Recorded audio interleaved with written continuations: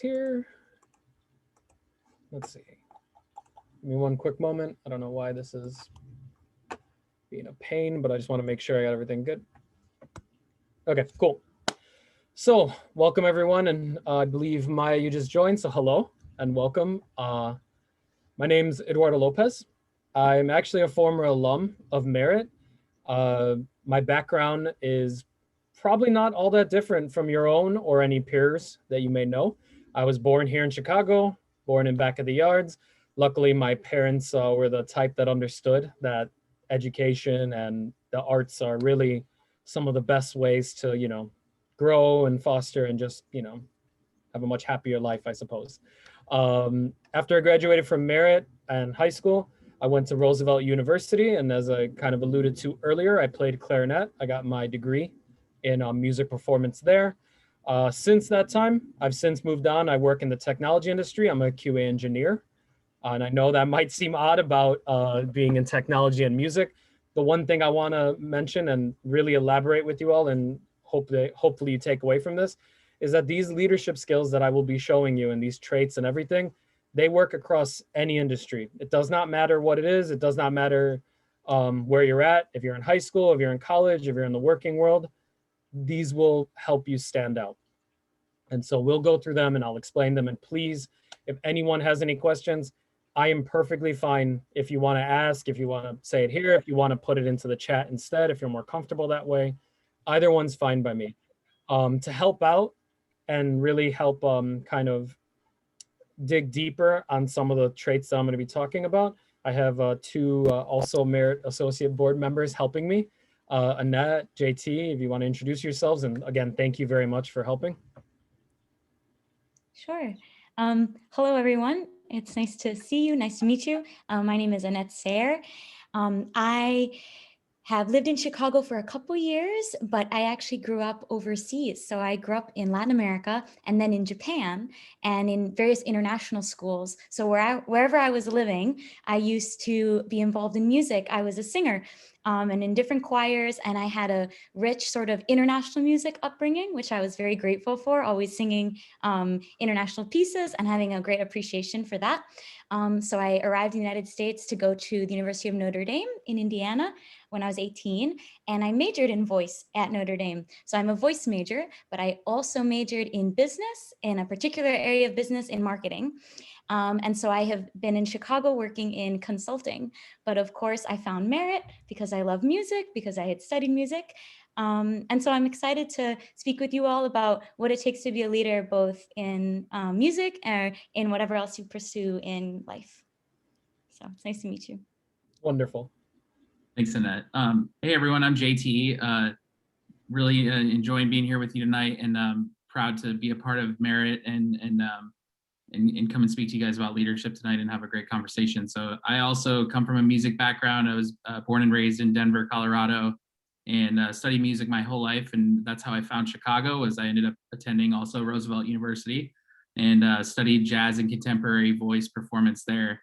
And then I also kind of then forayed into a new career and head of marketing now at a fintech here in the city called Amount. And, just looking forward to speaking about this tonight and kind of giving some tips and tricks on how we can all kind of be better leaders in whatever field we're in, including music and wherever we are. So thanks for having me. Wonderful. Okay, so I'm going to start, and I'll mention first kind of why I do this kind of presentation. So what does it take to be a leader? I started this a couple years ago, and I've really mostly did it with at various organizations that I've been at. Now, in the last year, especially with the pandemic, I'll be doing this kind of stuff with, luckily for me, with high school students, and also Roosevelt's asked me to do this presentation as well for their young professionals group. So, and I really love that because, again, these skills, they do not matter what age group you're in, where you're at. If you are in an area where you have to work with other people and you need to, accomplish some goals together, these are the skills that will help you. And I promise you, they will help you stand out in whatever field you want to be in, whether that's music or something else. The other reason why I started doing something like this, and students, feel free to nod if you want, or just say yes or whatever. Tell me if this has ever happened to you, and anyone else here can do the same. So for me, I am a leader. I'm also a manager. I manage an entire team, and I've done that for the last couple of years. But before I became, management and leadership and whatever in my industry, I had to work on these skills as well. But here was the problem. I've always noticed that current leaders tend to say things like, I wish you'd act more like a leader. I wish people would, take more ownership of things. But the problem with that is the thing I've learned is they never tell anyone what that means. They never sit down and explain to you, what is it to be a leader? Here's the traits that I would like to see from you, and then I would think your leadership. Doesn't really happen. And so once I myself rose up to leadership positions, I decided, you know what? If nobody teaches this, I'll just do it myself. So that's kind of what started this whole thing. And I'm very happy to share these traits with any of you. And if you have any questions, ask them. If you have questions after this, feel free to ask them. I will, believe me, this is something I'm passionate about, and I would love to help in any way. And luckily for you, you won't have to wait till you're an adult to learn some of these things.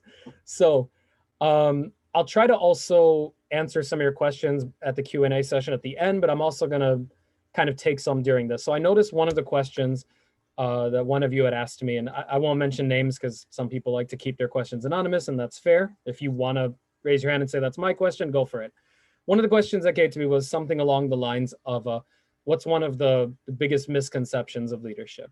I think it's something like that. I don't have the Excel in front of me right now. So I'll address that right now because it's one of the most important barriers I feel whenever I've done this presentation that's come up. So here I am. I ask people, and I ask all of you, how can you learn to be a leader? And most people will respond to me with, well, I'm not the boss. So, can I be a leader? The answer is yes. So if there's many things I would like you to take away from this entire presentation, but if there's definitely one, it's that leadership is a process. It is not a position. There is a very big difference between being a leader and being a manager. And as someone who's both right now, I promise you they are different skill sets. For the sake of this presentation, we're going to focus on the leadership one. Leadership is definitely something that you have to practice at. It's skill-based. It's not something you're born with, as some people might say. I think that was one of the questions too. Do I think people are born leaders?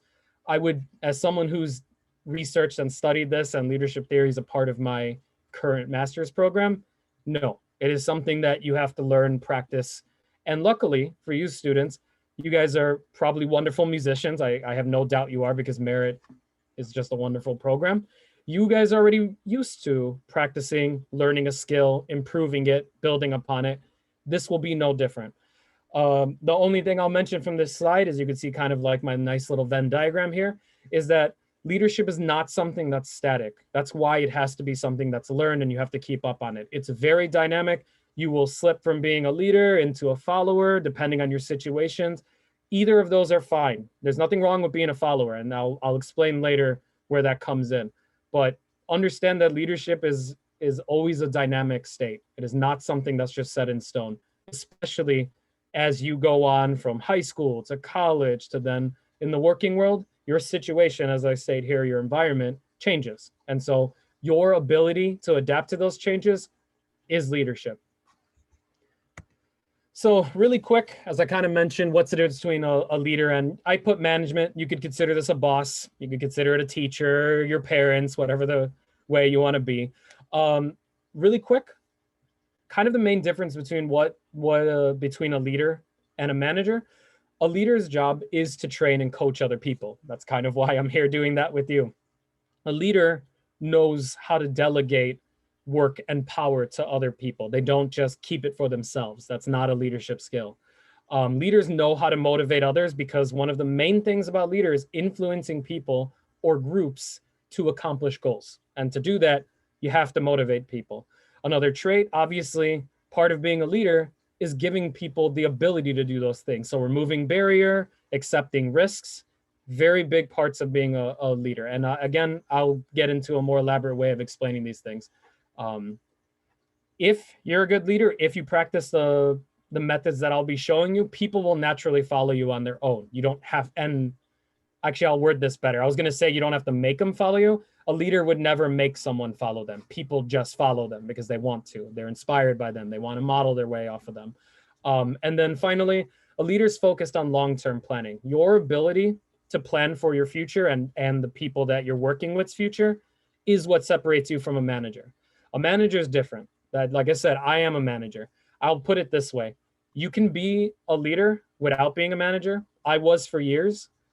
You could also be a manager without being a leader. It's not a great dynamic though. If you're ever a boss, please be a leader. It will make everyone around you happier. But you don't have to be.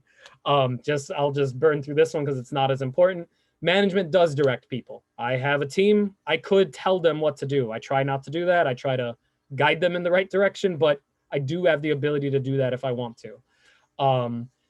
More or less, management's just about getting tasks done in the immediate future. That's why I have it kind of mentioned as short-term planning. It's really just about getting things done right now, whereas leadership's more about how can I plan for our future. Does everyone understand those concepts so far? Awesome. All right. So the practices I want to speak about with you are what's called the 5 practices of exemplary leadership. There are many leadership models out there. I've done a ton of research on a bunch of them. The reason why I've picked these is because these are not mine. I didn't invent these. These are created by 2 very smart researchers, Koze and Posner. It's a book called The Leadership Challenge. They've done research since the 80s up to now. So about 40 years of research studying successful companies, non-successful companies, successful leadership, successful individual contributors. That means people who, don't have people working under them. And the main facet that they came out with that was these 5 exemplary practices. Before I get into a little more detail about it, and this is going to be where you hear a little bit stories from each of the people on the panel, I'd like to ask for you to enter in the chat, and I'll look at it later. Describe to me a leader that comes to mind. It could be a parent, it could be a teacher, it could be someone famous. Does not matter to me. Just throw it in the chat, and we'll review it and see if you feel that leader meets some of the things that I'm going to talk about. Is that okay? Cool. Thank you, everyone. Another thing I want to make very clear, each of the 5 of these are as important as the other. No one of them is more important than the other. If you want to be a leader, you need to practice and develop all 5. With that said, I'm going to, and I invite the people on the panel to as well. If you do have one that you prefer over others, go ahead and acknowledge that. And if you have one that to you is particularly difficult, go ahead and acknowledge that as well. I'm a firm believer of recognizing what our unconscious biases are. It helps us grow as people, and it helps us recognize what we need to work on and what we don't need to. Students, feel free to do the same. Throw it in the chat. If I'm talking about one of these, feel free to be like, ooh, I know what that is. I love that one. Or I don't know what this is. That one seems hard. Go ahead. Whichever one you want to do. So first one up, model the way. The easiest way that I could explain model the way is it's kind of a more advanced version of practice what you preach. Basically, what this leadership model means is that as the leader of a group, you're the one that has to make very clear what your values are, what you intend from other people, and you have to live by them. The fact of the matter is, part of being a leader is earning people's trust. That's how you manage to delegate and have people follow you. They need to trust you. They need to trust in your message. And if they don't, they won't. And it's very easy to lose trust if you don't practice what you preach in this case, or if you don't model the way. If you develop this skill, eventually people will start taking on the traits that you're showing. So as an example, on a good way, if you're the kind of leader that's communicative, you're collaborative, you like to help people, you're fine with sharing knowledge with them, so that way both of you can learn together, you will start noticing people around you will do it as well. If, unfortunately, you're the kind of leader that's rude, you like to hide things, you like to keep secrets, the people following you will think that's normal because they're seeing you do it and you're the leader. So don't do that. And be very conscious of the fact that even if you don't realize it, people look to you. They want to see the traits that you have, and probably they want to emulate them. So model the way is very important. Annette, JT, did you have any examples of in your opinion, model the way? Yeah, so I can jump in here. I had a teacher back at Roosevelt actually who really was very good at doing that, and I think one of the things that they did very well was they set an example, but in that they also kind of set up and clarified what they expected from everyone in the group. And in this particular instance, they were leading a group of singers in an a cappella group. And that can be kind of a challenge in many ways, and kind of getting egos at bay and everything. And one thing they did really was kind of bring that down to size for themselves as the leader. And what it allowed for is it allowed for leaders to step up within the group. And I think all of us can really portray that in any group setting that we're in by sponsoring other leaders that are around us and showing leadership through allowing other people to do that as well. So that's kind of an experience that I had there, and that really made an impact on me as I move forward. Wonderful. That's a really great example. All right. Okay, I'll move on to the next one then, just in the interest of time. Let me see here. Inspire a shared vision. So in the interest, as I said, of unconscious bias, this one was one of the hardest ones for me to work on when I first started wanting to develop myself as a leader. But I promise you, it is a wonderful skill to develop. People will notice you if you do this one. So what inspire a shared vision means is that long-term planning for the future, trying to figure out not just the solutions today, but to predict the solutions that will come, especially as you gain more experience working with groups and whatever your environment brings. But then adding on the one extra caveat, which is sharing whatever that vision you've predicted with the people that you're working with. I'm sure for any of the students here, you've probably had to do group projects. You probably played in a sports team. You obviously play together in orchestra or quartets or such. How much fun is it for someone to come up to you and just be like, hey, here's what we're going to do for the next 3 months, but they've not told you what it is. They never asked your opinion of it. They never explained to you what's going to happen. They're just like, this is now what we're going to do for the next 3 months. It doesn't help, and it doesn't feel great in that sense. Now, it's always good in my case, whenever I'm dealing with other people or my own teammates or whatever, I go, hey, here is what I believe we should be doing in the next 3 months. Let me lay it out for you. And then this is the key part, ultimately asking, what do you all think? Maybe people will have something to say. Maybe they won't. That's okay. But you've opened the door as a leader, the space for them to say something and feel like they're involved. Once you get that kind of engagement, once you've got people feeling like they're involved, whatever your vision is, they will be a lot more committed to it because now they feel a part of it. Now it's not your vision, it is their vision. And that's exactly where you want them to be. Anyone want to give a tale for this one?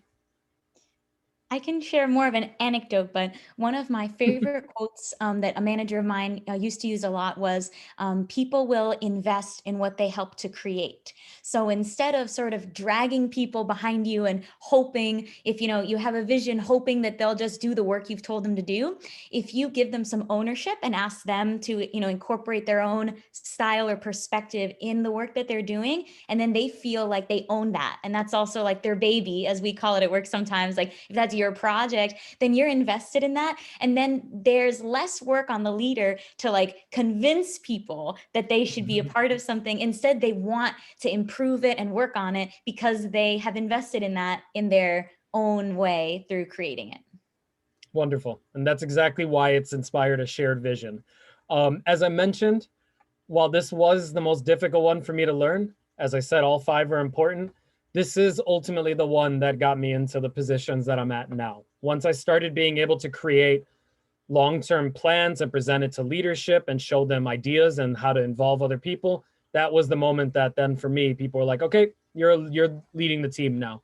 So it's a wonderful skill to invest in. If you're already good at it, then good for you. That's awesome. Here's another one. And so while I'm speaking to a couple teenagers, I'm going to watch my words here carefully. Challenge the process does not mean being difficult for no reason. What challenge the process means is learning whatever process you're in, whether that's on a group project, whether it's in your teams, whether you're playing on a sports team and you're, let's say, running a play that you've done 1,000,000 times. Challenge the process basically means you've learned something, and then you go, you know what? How can I improve on this? Is there a better way of doing this process? You will definitely know you're challenging the process, by the way, and I'll give you a fun little hint here.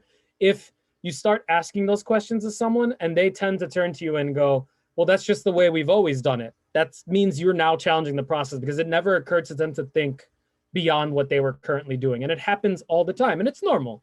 We human beings, We like consistency. We find something that works, we love to stick to it. There's nothing wrong with that. But that's why, you know, you students, why you're going to be such a wonderful contribution to our future, because you're going to see things differently than any of us. You're going to see things differently than me. You're going to see these things differently even among your own peer groups. And your voice can be very useful here, where you could see a process and go, you know, I kind of think I might have a better way of doing it. Now, of course, be as professional and diplomatic as you can be, because as a reminder, when it comes to leadership, and I'll get to this important note in a second, we don't do these things alone. We do it together. And then two, one of the main attributes I definitely want to instill here, and I know this is hard. I know that for some people, this isn't going to be an easy dynamic, but challenging the process is an inherent risk. You're trying to change something and you don't know how that's going to go until the change effort happens. So failure is a big part of it. I would invite you to never be afraid of failing. I promise you, if you're the type of person who is willing to smartly try something, give it its best shot. If it goes wrong, take a moment, recognize it didn't go the way you wanted, learn from it, keep what worked, throw out what didn't. You will keep moving forward as a leader. And if you keep doing this, especially as you're challenging the process starts actually forming solutions, you will stand out in that way. Does anyone want to talk about this one? Yeah, I just think doubling down on kind of what you're saying there with failure, and you know, actually this just happened to me this week. We tried to optimize something and challenge a process, and we failed in it, and it didn't work out the way we wanted to. And now we're looking to that next challenge, right? And one of the beauties with music and really training yourself to be a musician is that this is a constant path, right? You're always challenging yourself and the process that you're on to become a better musician. And so those skills that you're learning right now will translate in everything that you do. And you know, now as a marketer myself, like we're constantly trying to challenge the process and optimize what we're doing. And my kind of experience as a musician has played in so well there because it doesn't make me afraid to challenge it, right? And it says, okay, set forward that path and maybe change it midway through if you fail and move to a different path, but make sure you're constantly challenging the process. And it's about taking opportunities and really running with those. And that's where you find that leadership mechanism and you really start to kind of flow there and find those opportunities and then lead a team or lead yourself to a better goal. Wonderful. And I love that you added the music spin on it, because as musicians, we're used to that. How many times have we practiced a piece for like hours and it is just not going right? And I invite you to think about these kinds of things. My first year in college, I'm nervous. You know, to me, it's like, oh man, this is like a big deal now. I'm practicing a piece based on the way my private teacher showed me.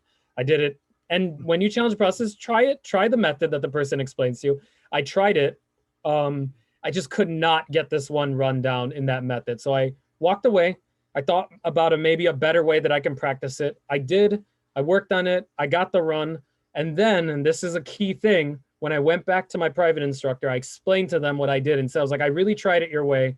Here's where I ran across a problem. So I decided to switch it up and do this. And it seems to have worked out better. I was nervous. I wasn't sure if they were going to yell at me or not. My private instructor was just like, no, hey, you got the run. I don't care how you do it. I'm just happy you found the way to do it in a way that works for you. And that's kind of what Challenge the Process is all about. Taking that risk and just hoping that it pays. Well, not hoping, taking a calculated risk for it to pay off. So Eduardo, recently I heard a part of an interview by Michael Jordan, and it was about taking risks. Yep. And he quoted some statistic about the number of times he was trusted to take what everyone hoped would be the game-winning shot and missed it. And you know, nobody remembers those games. Everyone remembers the games when he took the game-winning shot, right? And the comment that he made that stuck in my mind was, you know, I have failed over and over and over again. I've failed hundreds of times, and that's why I succeed.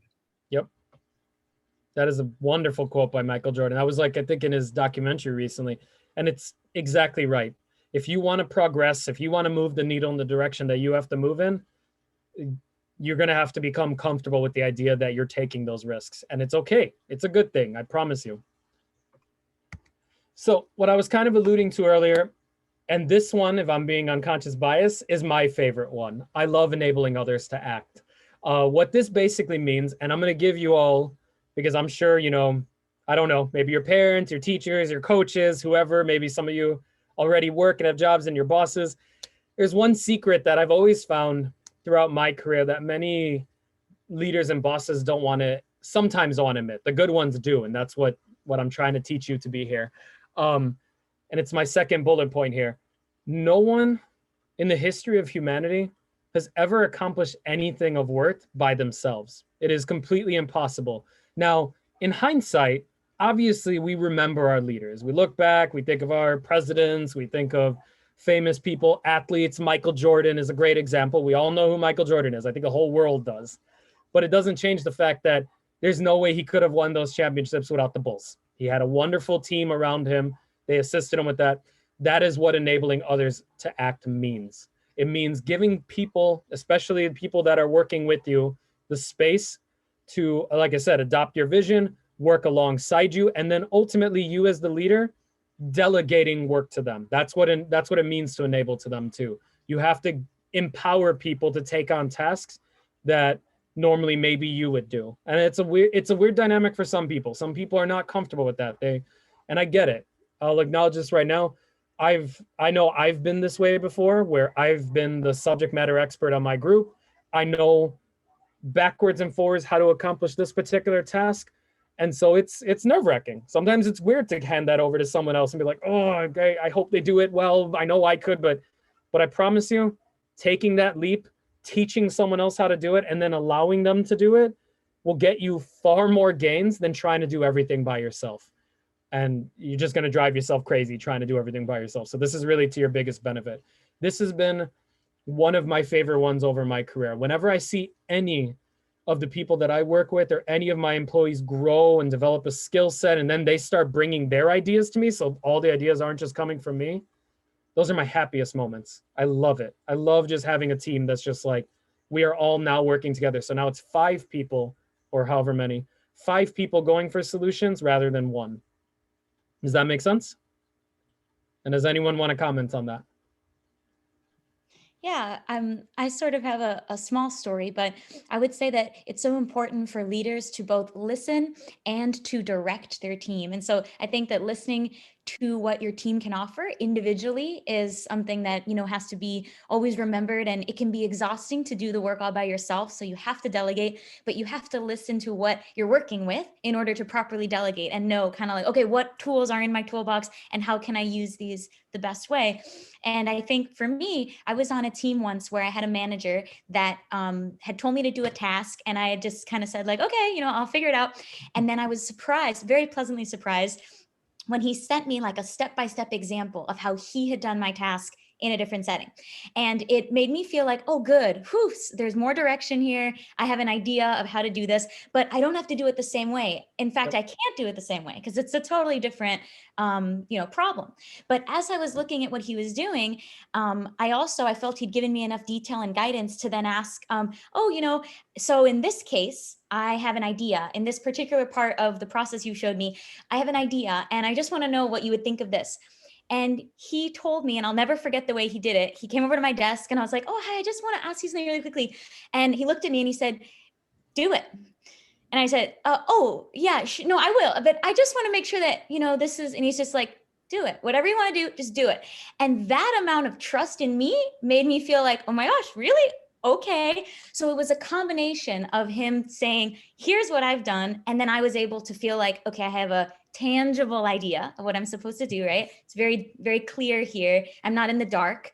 But it also was when I had like my own suggestion, he just said, I've given you what I can give you. I trust you. Go ahead. And that for me has actually helped me further in my career than I ever thought it would, because I've always remembered him. When I have thoughts or doubts with other managers, I often think I'm just going to tell them because, they're busy and I'm just going to see how this goes. So that was his way of enabling me to act in a two-part series.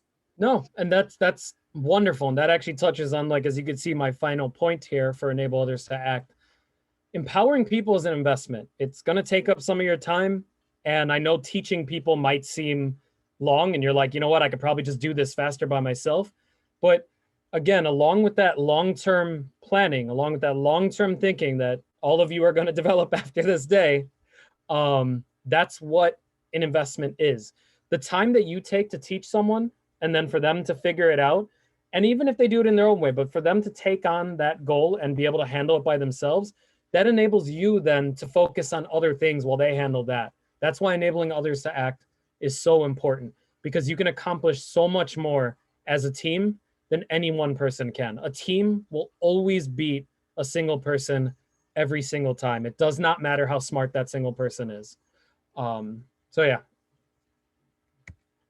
Finally, and this is one that, I'll make very clear here. Whenever I've done this in training sessions in the past with other peer groups, with other people, this is when people are like, are you sure you need this one? I'm going to tell you definitively yes. And again, they are just as important as each other. Encourage the heart. What this means is if someone has in any way helped you, if someone's gone above and beyond, if someone's just done anything that helped strengthen the group, say something. Hey, thank you. I really appreciate what you did. It could be big things. It could be small things. I think I had mentioned once to someone like, I don't know if this happens to you. When you play an orchestra, you have the conductor there and they'll give you some notes on what they want particular sections to do, how you're supposed to play. Take your pencil out, you write it down. Same thing in a private lesson. Take your pencil, write it down. I remember being in orchestra on a particularly hectic session. We weren't getting it and the conductor was giving us a lot of notes. I completely forgot my pencil. And I was like, oh my God, I can't write this down. And luckily my teammate next to me just, I have an extra one, handed it to me. Small gesture. It's not even that big of a deal. Meant so much to me. Encouraging the heart is very important. People, as you do it too, people will realize that those traits, those behaviors that they're doing are the ones that are going to get recognized. And so they will just keep doing them. That person will probably was already like that. Maybe they were just a nice person. But I guarantee you that along the time, if people kept thanking them for just those nice behaviors, they probably just continued doing nice behaviors because it's nice to get that reinforcement. So encourage the heart just as seriously as the others. I know it seems simpler, but you would be surprised how often people forget to do this one. And it means a lot when you forget to do it. It means a lot when you do remember to do it. Does anyone want to comment? Yeah, I'll just mention too here. I think this one is probably my favorite. And I think the reason that is that we can all do this in every situation that we're in, regardless of kind of where we sit within the hierarchy, right? So anytime you're working with anybody else, just simple encouragement and leadership in that way can go such a long way. And it doesn't have to be your peers. Sometimes it can be your teachers or your parents or your bosses, and you can encourage them in that way. And it really is a 360 feedback loop there that just kind of builds on each other, and then everyone's doing better in what they're doing. And we're all kind of encouraging each other to be better. So I would encourage everybody on this call to really step forward in that way and find those places where you can just provide that simple level of encouragement and really kind of lead from that way and show your heart to them and really kind of bring others around you and bring everyone up, because rising tide or I forget what the analogy is, but you can definitely bring up the whole group by just simple stuff like this of encouraging people and bringing each other together. Yep. Wonderful. One extra bit I'll give for all of you. I'm not asking you to just blindly encourage people. Definitely tie it to actual things they do. People will know if you're just telling them good job for no reason. So then its meaning, reduces. But if they honestly do something, they honestly do go above and beyond, promise you doing this will definitely help foster that bond. And if you this is the last one of the first 5. I'm going to go into another model in a second, and that one will go a little quicker. But what I want you to really kind of notice and see with the first 5 is you realize that each of these is really just a way of strengthening collaboration, strengthening your bond with each other, strengthening. And a bond doesn't mean you're going to be best friends. That's not what I'm trying to say. Some of the best sports teams in the world, they barely liked each other off the field, but they knew how to work together when the time came. That is what collaboration means. Now, if you guys like each other, that's great, bonus. But if you want to do that, even in situations where you're working with someone that's not your favorite or something, these are the ways to do that. So I'm going to move on to the next part, and I'm going to ask all of you, including the students, throw it into the chat. Would you say you're a smart leader in your opinion? And I'm gonna explain to you what a smart leader is in a second, but I kind of want to see what you guys think of yourselves. So go ahead, let's see. I'm gonna open up this chat and see what you all say. Ooh, I like the Winston Churchill quote. Oh, are you guys gonna write in here? I like that. That's fair enough. How about the students? Yes, no? You could throw a Y and an N if you want. Perfect. Nothing wrong with that. I don't believe that, Asia, by the way. But that's okay. At least that's where we're at the moment. Okay. Hopefully. Hey, nothing wrong with being humble. That's a wonderful trait to have as well. And I aim to be, that's perfect. I promise you, like I said, just like music, leadership is a skill-based endeavor. You will never fully learn it. You will always have to learn for your whole life. And it's just like any other skill. If you stop learning, it goes away. So you kind of got to stay on it. So when I say smart, I'll actually explain this a little bit so you get an understanding.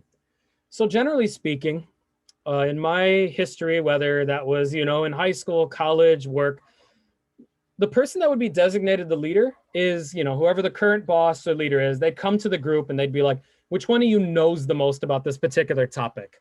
And they'd be like, okay, you're the leader now. And that was fine for, I guess, when we were in the industrial era. But since we're no longer in that and we're in a kind of a different model nowadays, especially in the 2000s and 2010s is when this has really changed. What they've realized is that was not a good way to promote someone to being a leader. Because remember the skills that I showed you earlier, a leader has to be willing to coach. They have to be willing to mentor. They have to be willing to delegate. They have to be accountable for when things go wrong. Not everyone's willing to do that. And sometimes even the smartest person in the room doesn't want to do that. I have met wonderful professionals who are excellent at their craft, no interest in teaching people. That's just who they are, and that's fine. There's nothing wrong with that. But then they shouldn't be the leader, because part of being a leader is mentoring and coaching. So that's what cognitive intelligence is. Now, I'm not a neuroscientist, not a neurologist. I don't have a degree in human anatomy in any way. The easiest way I can say this is that cognitive intelligence, or IQ, is essentially your brain's ability to intake, process, and then output information. That is more or less done during your formative years. So by the time you're about teenagers, you're already kind of to wherever your IQ is going to be. It doesn't really increase in your adulthood. You can obviously add information. That's what education is all about. But your ability to do what you're going to do with it kind of stays there. This used to be, like I said, the common reason people would be promoted to leadership and management. Nowadays, though, this has changed. In the last 20 years, there's been a huge endeavor to then focus on the traits that I'm talking about. And those traits that I'll explain right now are what's called emotional intelligence. This one is definitely skill-based.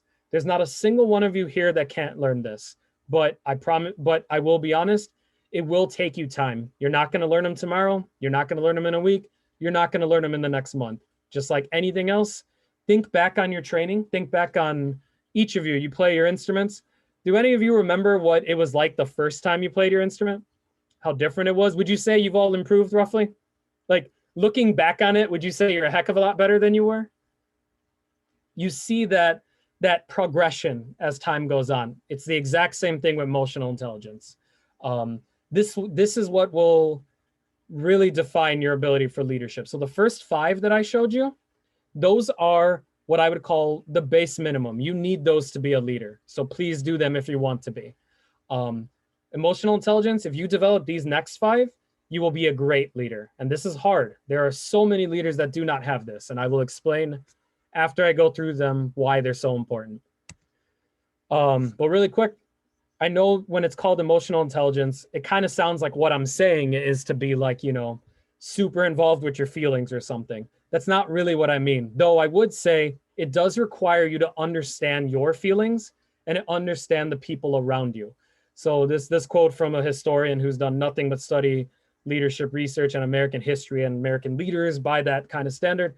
His quote, "Effective leaders must make organizations or societies they belong to better places to work or live." And that's the lens I want you to focus on when I'm talking about emotional intelligence. What you're really doing is making the environment you're in a better place for the people around you. And if you do that, they will be more willing to follow you. They will be more productive. They will want to do more work because they like the place they're in. So the 5 components of emotional intelligence, I'll go through it. The first one is what's called self-awareness. And feel free to tie these back to the first 5 that I did, because some of them do like crossover. I'll go through these quicker since I don't want to go too much over time. Self-awareness is essentially your ability to recognize, and this is the key part, be comfortable with your current capabilities. A great leader knows full well what they're strong in. They are confident in it. They know exactly what they're capable of doing.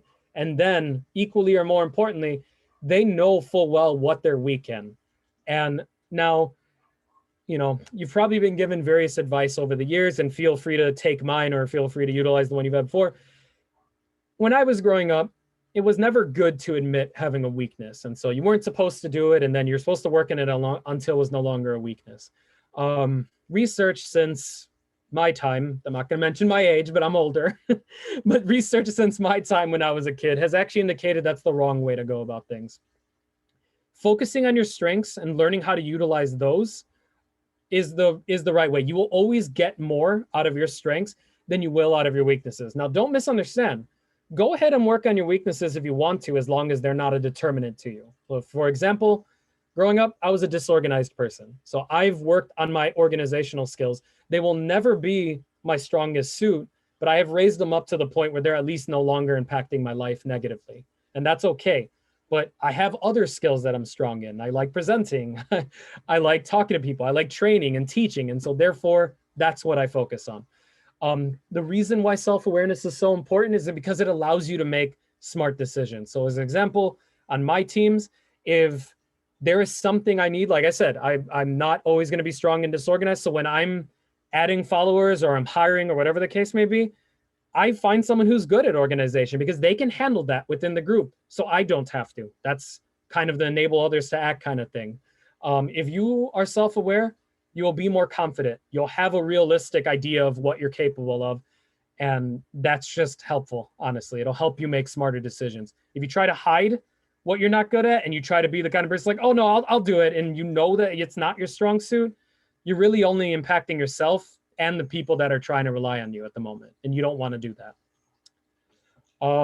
Eduardo, can I add a Yeah, note? of course. I'm thinking I want to extend that as well, with self-awareness being as mindful as you want to be of your weaknesses, always to remember that everyone has their weaknesses. And so when we work in teams, it's an equal playing field, and to never get bogged down by an over-awareness of your weaknesses. So it's good to know you have them. It keeps you humble, but never to let them inhibit you, right? Or stop you from pursuing something, because when you're on a team, everything we do in life is on a team. And hopefully you all are always experiencing that in the musical world through orchestras.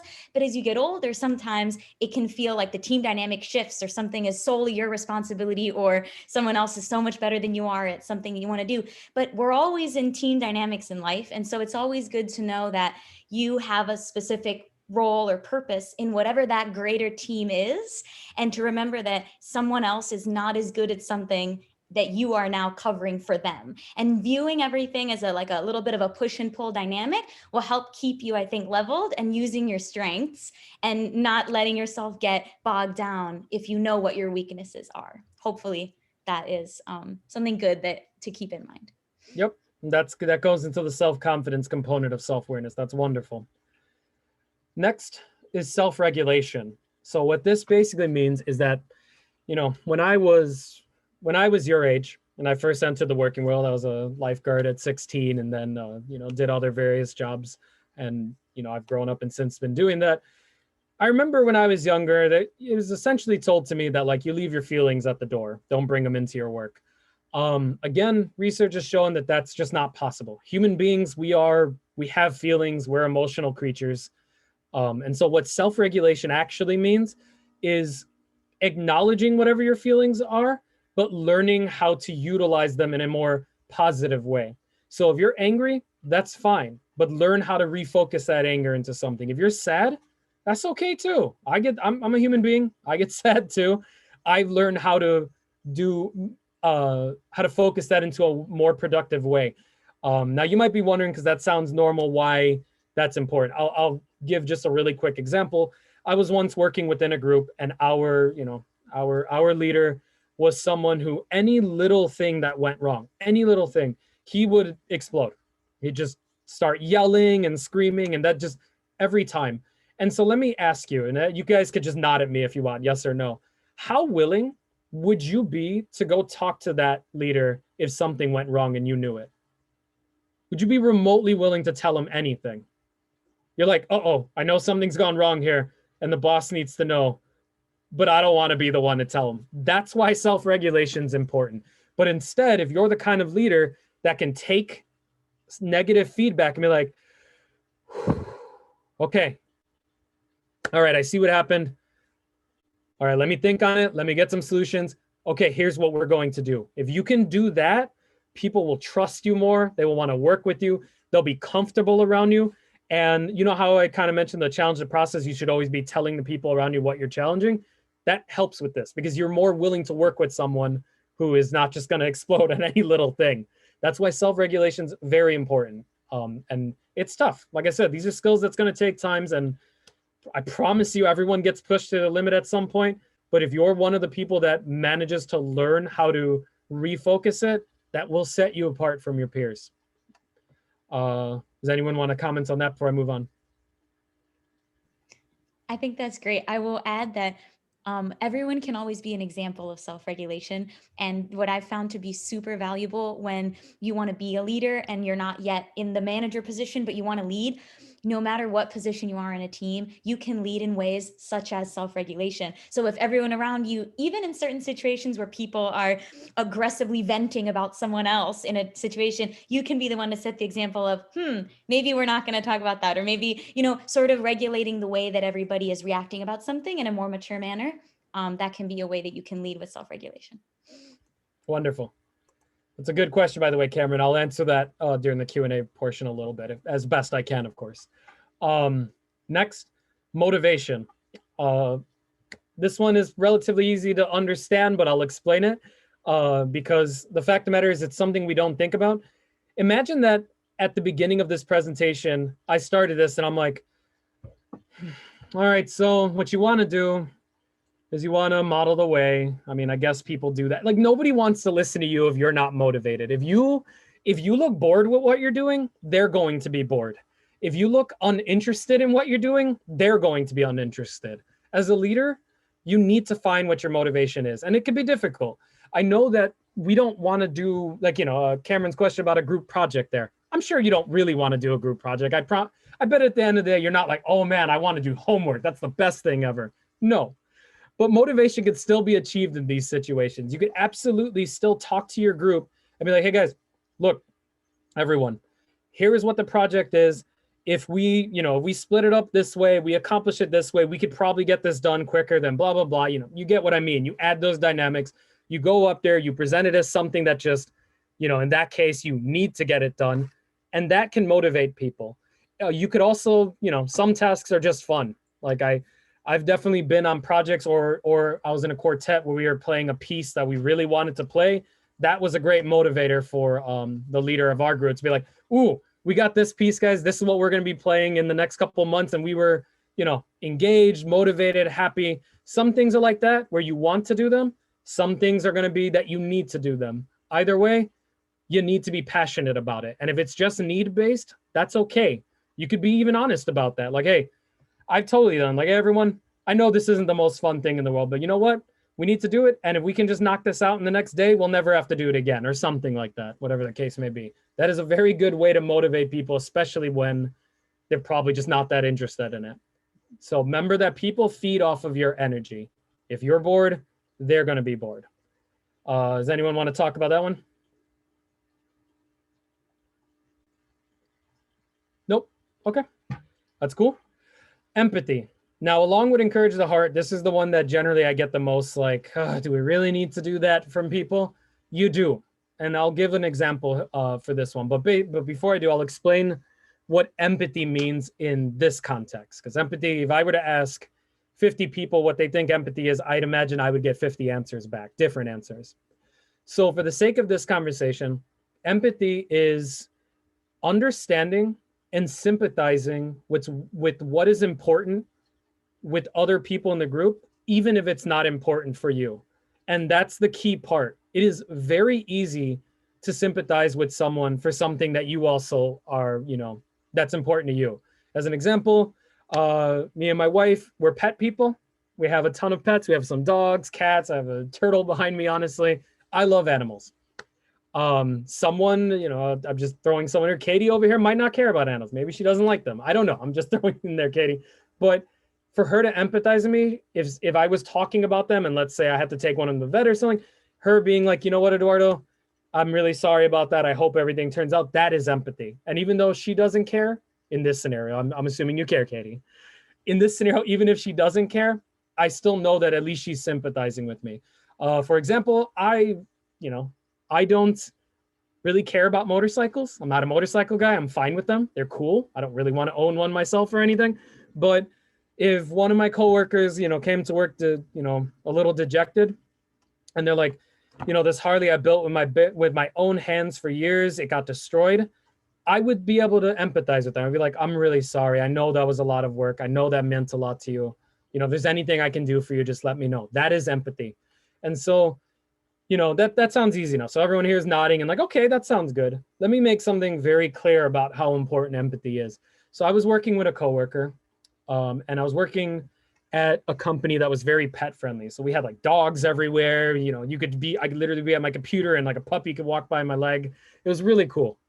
So one of my coworkers, they had to essentially take a day off because their pet needed to go to the vet. It was sick and something wasn't right. So all they did was take a day off. They normally didn't take days off. They normally they were a great worker. They built themselves up from entry level up to their own version of leadership position. So they were wonderful. It was just one day. Think about that for a second. They came back the next day and, I saw that they were clearly mad. So I talked to them about it. They had gotten spoken to by leadership and basically got told that a sick pet is not a good enough reason to take a day off. Now, some people might agree with that. Most people don't. We take care of our pets in my house, at least. It doesn't matter which way of that which side of that you're on. Let me just make clear what ended up happening. That person was interviewing and actively looking for another job within the next 2 weeks. And they were someone who had been there for years. They've been there for 3 years. Again, they built themselves up from entry level to leadership. They were very committed to the organization. And all it took was one conversation with a lack of empathy in it for them to leave. That's how powerful empathy is. You can absolutely disengage a person by just having one bad conversation with them. So it is very important to keep this one in mind. And just, again, acknowledging that something's not important to you is okay. What's important is that it's important to them. Does that make sense to everybody? Cool. And then finally, the last one, and then I'll just tie this up and then answer some questions.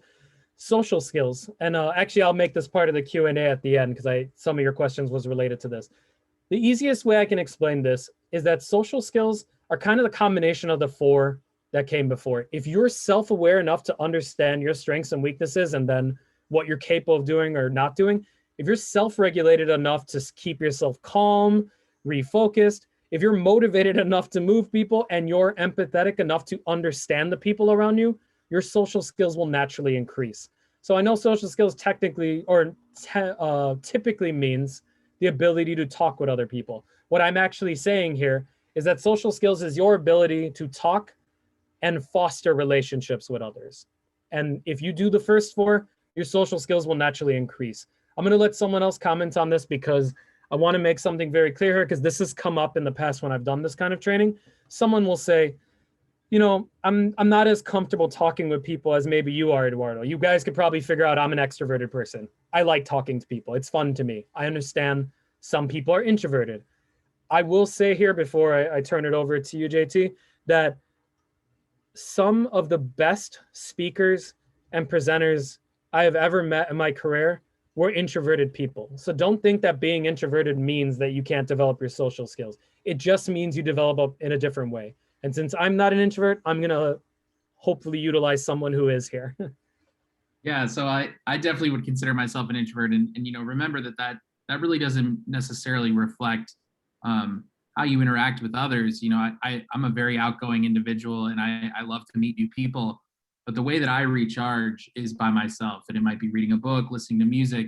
And it's okay to understand that, you can be a leader in that way too.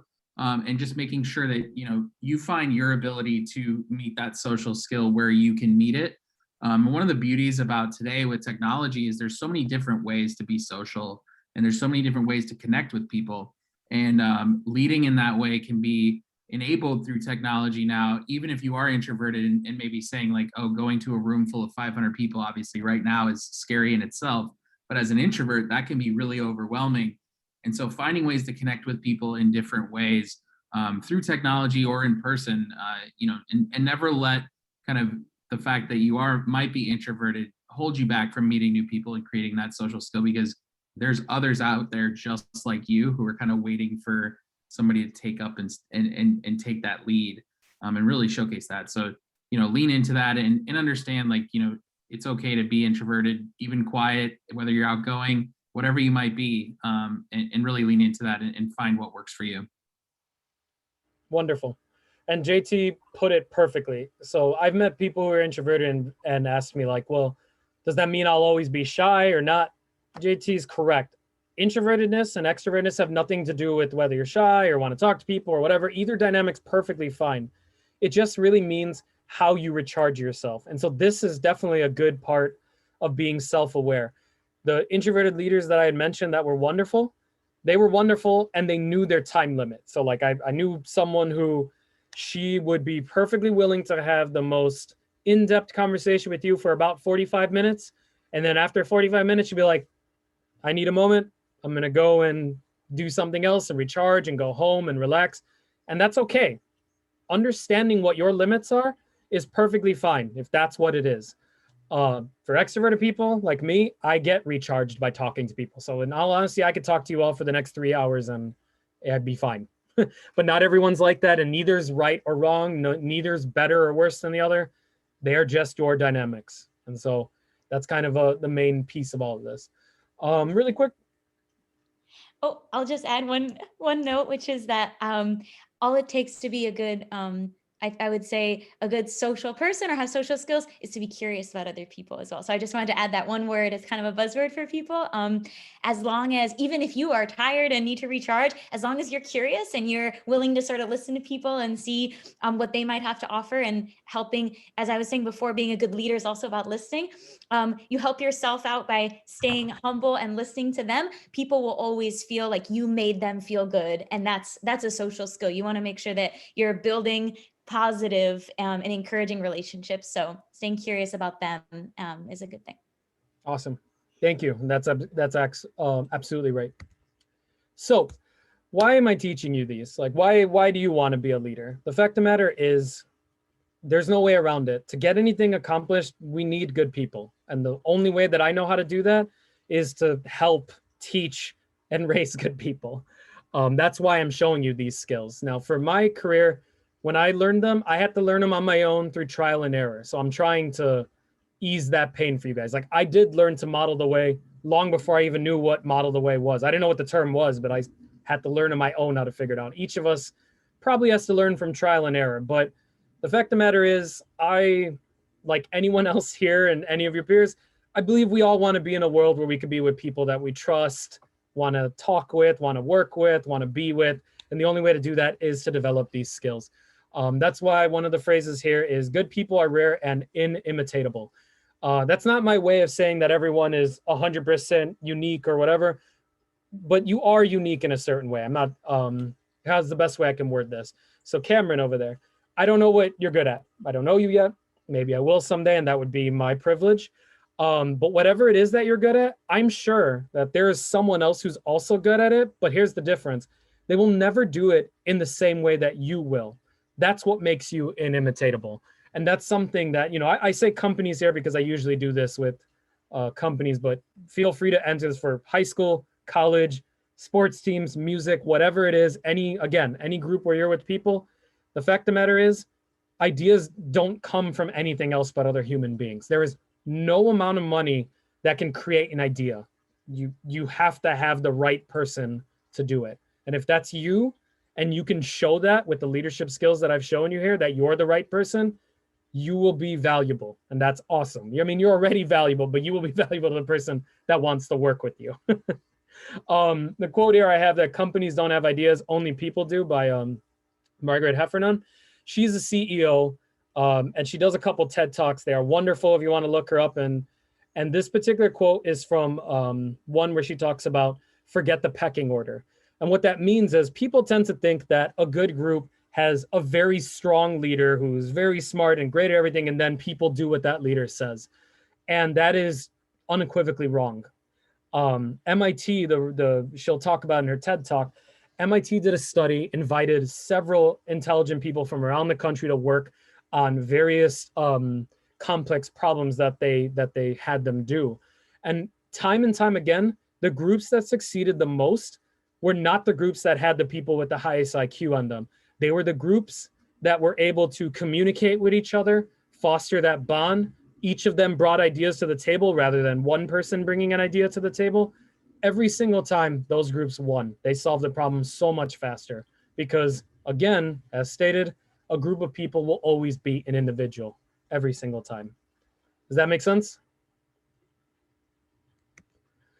So really quick, just to short up, I say, why bother? Because people tend to ask me like, okay, these are good traits. I get it. But why do I need to do it? Feel free to insert group instead of companies here. But the research on emotional intelligence was done by someone named Daniel Goleman. He's been doing it since the 90s. And same thing across every single industry.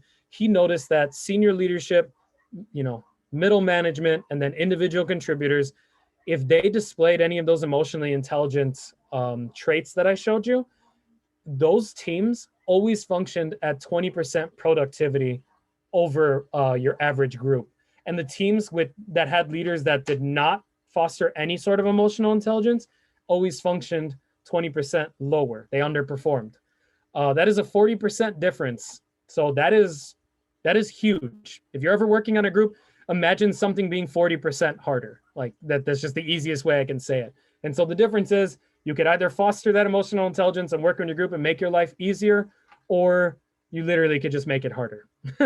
And that's why these things are so difficult. The good thing about being an emotionally intelligent leader too, and what it really ultimately builds up to, as I told you, leadership's dynamic. It changes. You're not going to always be in the same environment that you're in, especially you students. You're going to be in high school. You're going to go to college. You're going to do whatever it is that you dream of. And your environment's going to change.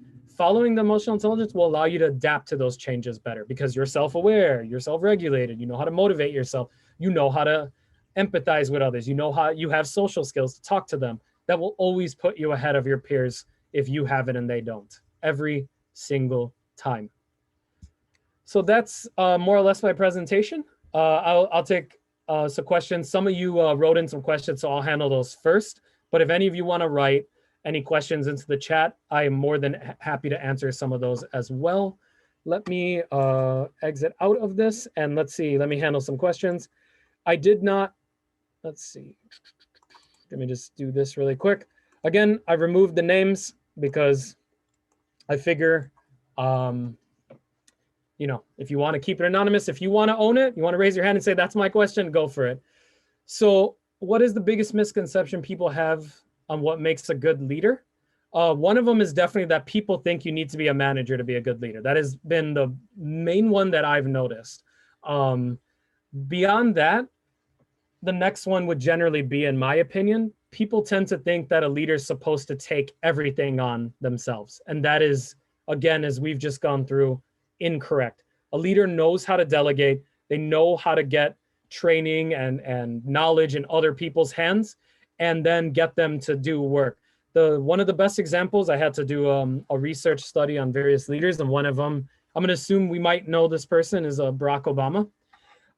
So if you think about Barack Obama and his background, he was born like us, normal people in Hawaii. He eventually, got himself into school, excellent schools, by the way, started working as a community leader in Chicago, and he managed to convince 700 people, like just normal people, these are like just normal community people in his community, to work together as an organization. And that's what helped him eventually be able to run for what we all know would eventually be his presidency. Now, that is awesome. And that's exactly what a leader is supposed to do. Like, yes, we all remember Barack Obama, but those 700 people are the reason he got as far as he did. And that's what being a leader is about. I love someone put test, whoever did that, hilarious. So you asked me, how can I become a better leader? I definitely would focus and feel free to do any research. You don't have to believe me. By all means, challenge the process, challenge me. That's how you become better. But these traits that I gave you, use them as a baseline. And what I would actually say, even though you heard examples from me and you heard examples from the associate board, try something, see how it works from you, keep what works, throw out what doesn't, develop your own way of leadership. The way I model myself is going to be different than Samuela. You're gonna model yourself to your followers different than I do. The way I challenge the process is going to be different than Maya. We're going to do them differently, but that doesn't change the fact that those are the traits that we're doing. So definitely find practice at it, because it is a skill-based thing. Find what works for you. And I promise you, just like I kind of mentioned earlier with playing with instruments, you noticed how over time you got better. You will become a better leader. It just is going to take you time and practice, like anything else in this world. I'm not going to comment too much on this because I don't want to make this too political. The only thing I could say is that in its easiest state, leadership is the ability to influence and move people in a particular direction. That is ultimately what leadership is.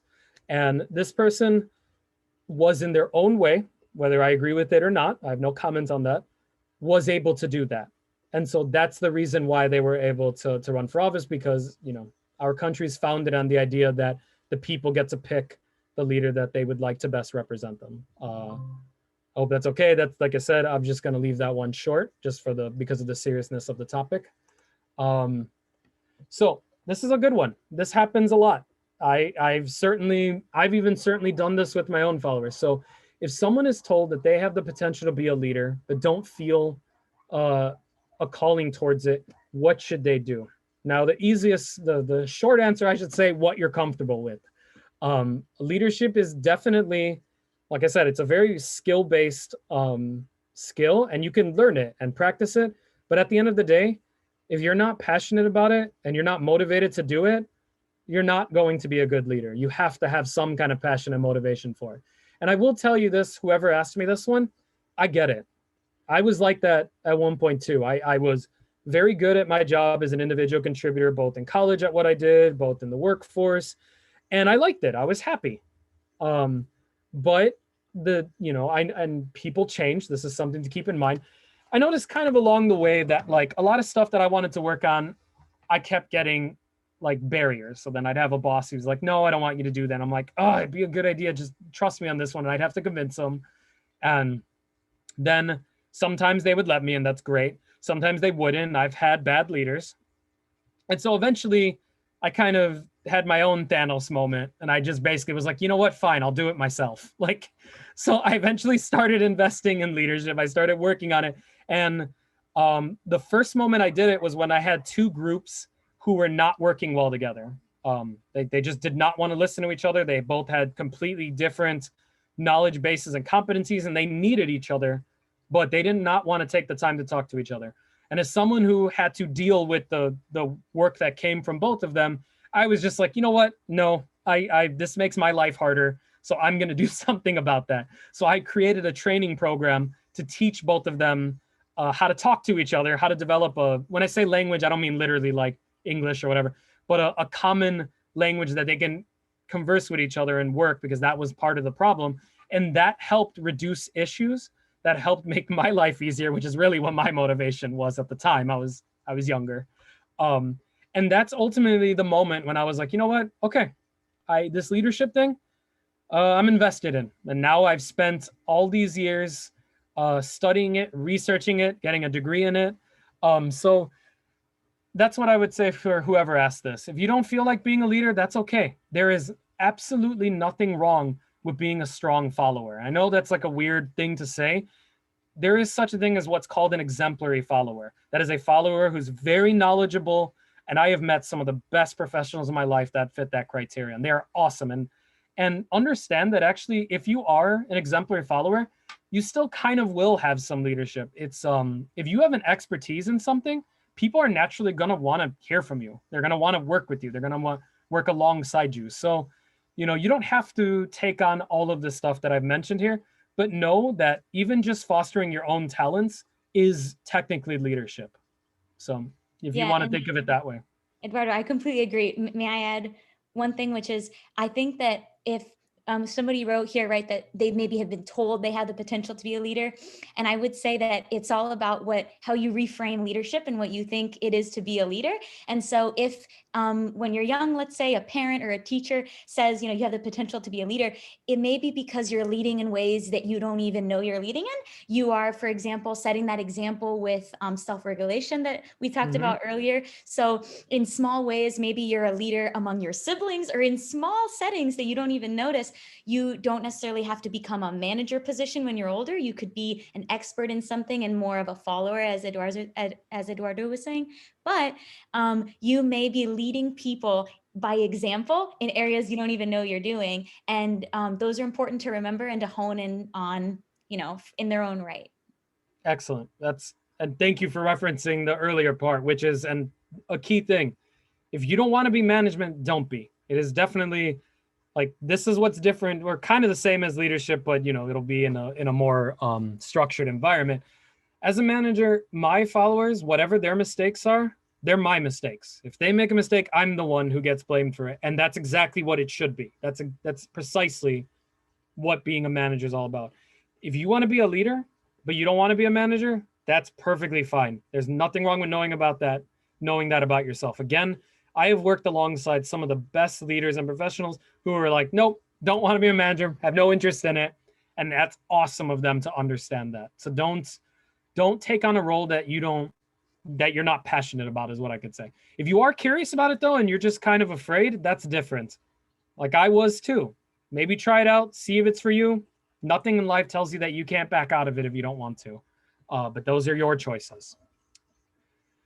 This one, can you be a leader without having to speak? So because social skills is and along with some of the other things, is such a big part of leadership, I would say you can't go, 100% without speaking to people. But kind of like what we alluded to with if you're an introverted person, having, a barrier and having how to put this.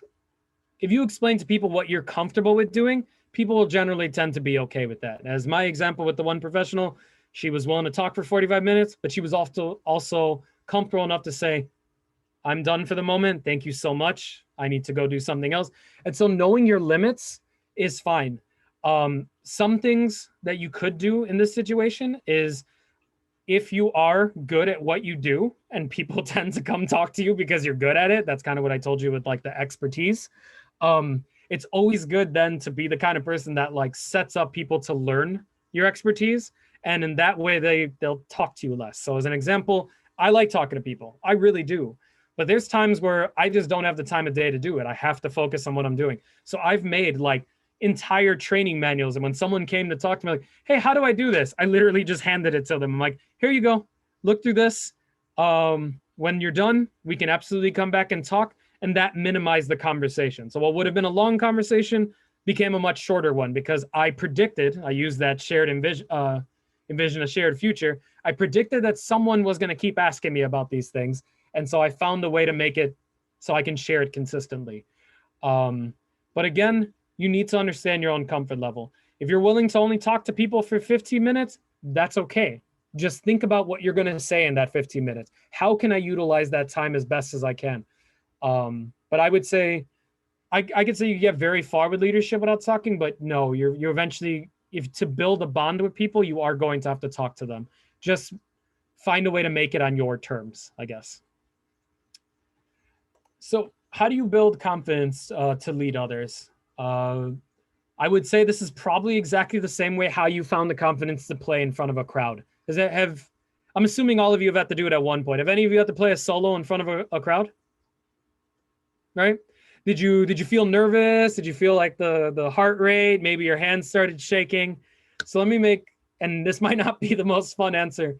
Let me make something very clear. That doesn't go away ever. I'm an adult. I do this for a living. I love doing this.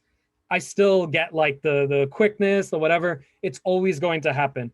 The way to get that confidence is honestly to practice, just like you do with your music, and do it often. The more that you start to talk in front of people or a crowd, the more you start realizing it's really not the craziest thing in the world. For me, preparation is also a big deal. A lot of the things that I've told you today, luckily for me, I've done this in the past, so I have a lot of experience in it. But even before I did, I practiced it just like I would my music. I thought about what I would say. I thought about what questions people might ask me. I thought about how I would answer that question.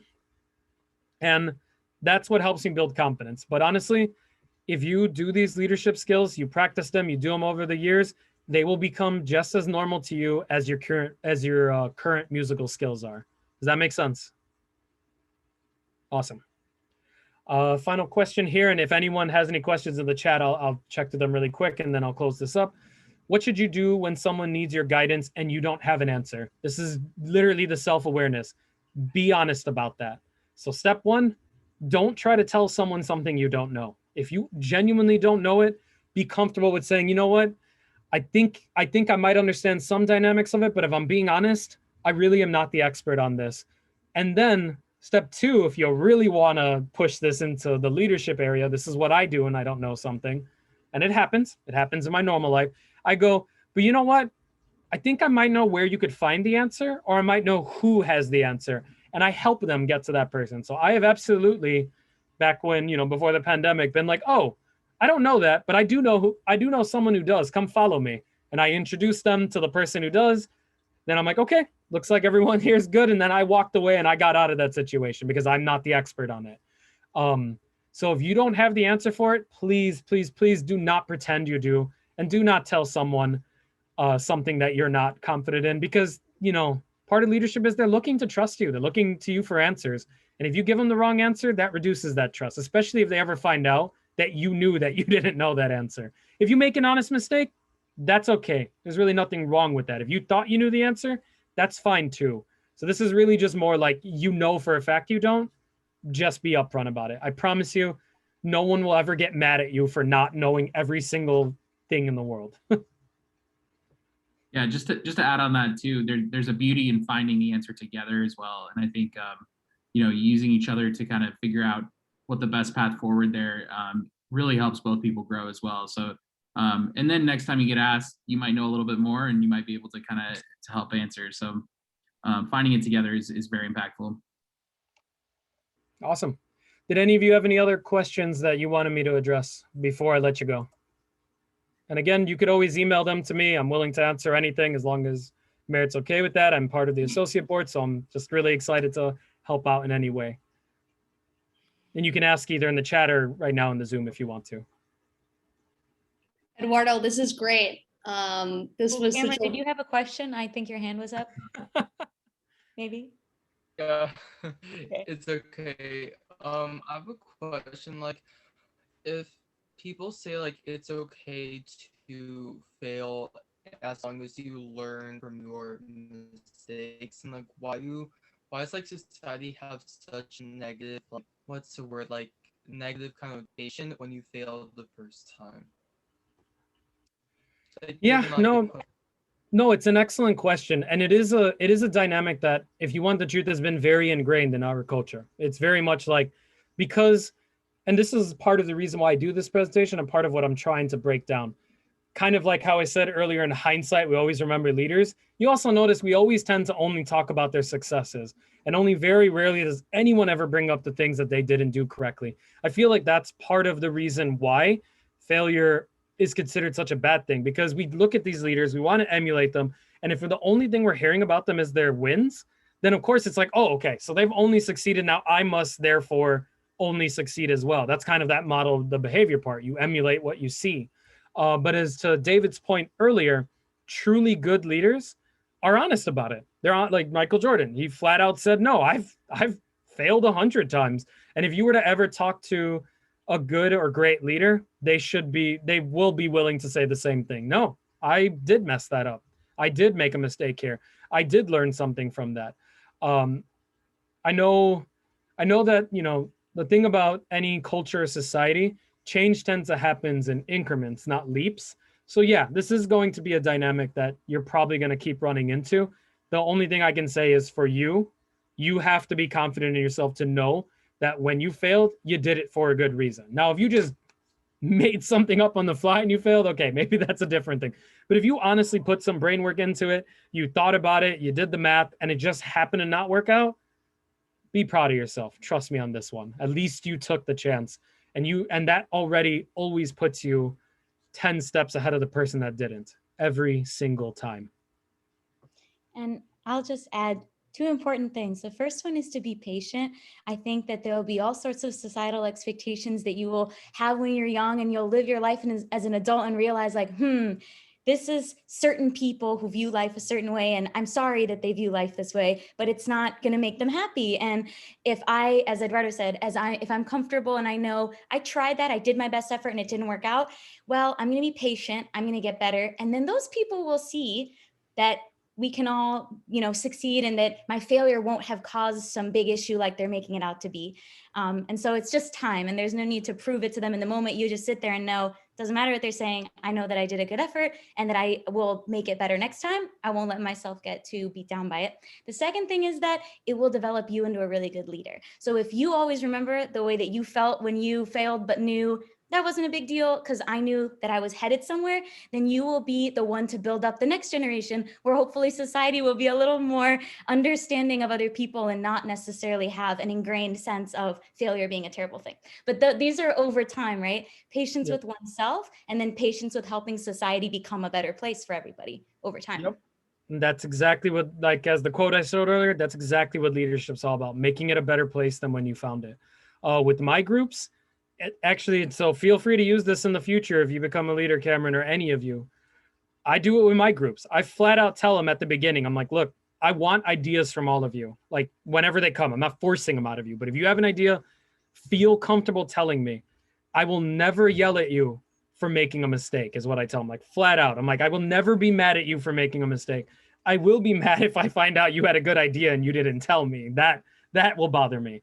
And that has been wonderful. Now, not every, I work alongside other groups with their own leaders. Not every group's like that. They have leaders that don't.